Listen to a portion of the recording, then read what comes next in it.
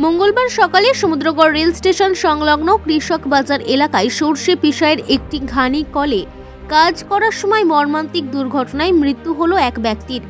মৃতের নাম সিরাজুল মণ্ডল। তিনি নিকটবর্তী সিদ্ধেপাড়া এলাকার বাসিন্দা বলে জানা গেছে। প্রত্যক্ষদর্শীদের সূত্রে জানা যায়, প্রতিদিনের মতোই ঘানি কলে সর্ষে পিষাইয়ের কাজ করছিলেন সিরাজুল মণ্ডল। সেই সময় অসাবধানতাবশত তার পরিহিত শীতের মাফলারটি মেশিনে জড়িয়ে যায়। মুহূর্তের মধ্যেই তিনি ভারসাম্য হারিয়ে পড়ে যান এবং গুরুতর আহত হন। সহকর্মীরা দ্রুত তাকে উদ্ধার করার চেষ্টা করেন, কিন্তু ততক্ষণে তার শারীরিক অবস্থার অবনতি ঘটে। খবর পেয়ে ঘটনাস্থলে পৌঁছায় স্থানীয় পুলিশ। পরে তাকে মৃত বলে ঘোষণা করা হয়। এই মর্মান্তিক ঘটনায় এলাকায় শোকের ছায়া নেমে এসেছে। পুলিশ জানিয়েছে, দুর্ঘটনার সঠিক কারণ খতিয়ে দেখা হচ্ছে এবং প্রয়োজনীয় আইনগত ব্যবস্থা নেওয়া হবে।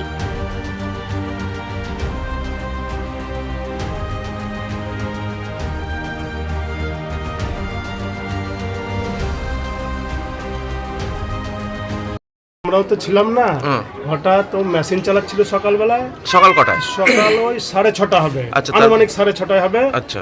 তো এবার মাফলার হ্যাট হয়েছে, ঝুলেছিল, 3 মিনিট কিছু সরাতে গেছে, মাফলারটা জড়িয়ে গেছে মেশিনে। আচ্ছা। যে টিনে গলাটা কেটে গেছে। আচ্ছা। পরে ওর ছোট ছেলে এসে, গলা কি সম্পূর্ণ কাটা? হালকা একটু ঠেকে আছে। আচ্ছা আচ্ছা। হালকা একটু গলা জড়িয়ে গেছে মেশিনে। এটা কি মেশিন? এটা হচ্ছে ঘানি কল আছে, আটা কল আছে। এটা কোন জায়গা? এটা আদর্শপল্লী, সমুদ্রগড় আদর্শপল্লী। জিনার এই কল ঘরে ইনি হয়েছেন, ওনার নাম কি? ওনার নাম হচ্ছে সিরাজুল মণ্ডল। আচ্ছা, কত বয়স হবে? বয়স মোটামুটি 62। আচ্ছা, তারপরে উনি জড়িয়েছিল, তাই তো? আপনারা এসে কি দেখলেন? আমরা এসে দেখলাম উনি পড়ে আছে জড়িয়ে। আচ্ছা। দিয়ে সব বার করা হলো আস্তে আস্তে ওনাকে। আপনার নাম? আমার নাম নুরুল ইসলাম মণ্ডল। আজকে আমাদের মুসলিমদের একটি বড় উৎসব শবে বরাত। সেই উপলক্ষে প্রত্যেকটা মুসলিম পরিবারের বাড়িতে চালের গুঁড়ো করে সেটা আটা করা হয়। সেই আটা রুটি রাত্রিবেলা তৈরি করা হয়। সেই জন্যে আমাদের এই আদর্শপল্লী, সিদ্ধেপাড়া, ডাঙ্গাপাড়া এই এলাকায় একটাই আটা চাকির দোকান আছে, সেটা সিরাজুল মণ্ডলের। উনি ভোরের বেলা উঠেছিলেন, সেই আটা চাকি চালের আটা রুটি তৈরি করার জন্যে মেশিন চালু করেছেন।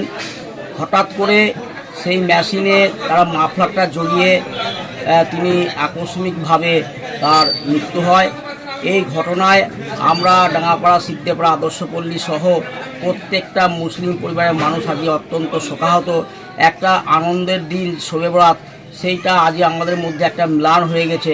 আমরা সবাই দুঃখিত এবং আমরা এই ঘটনার পরিপ্রেক্ষিতে আমরা অত্যন্ত মর্মাহত। আমাদের যে আনন্দ, সেই আনন্দটাই আজকে ম্লান হয়ে গেছে।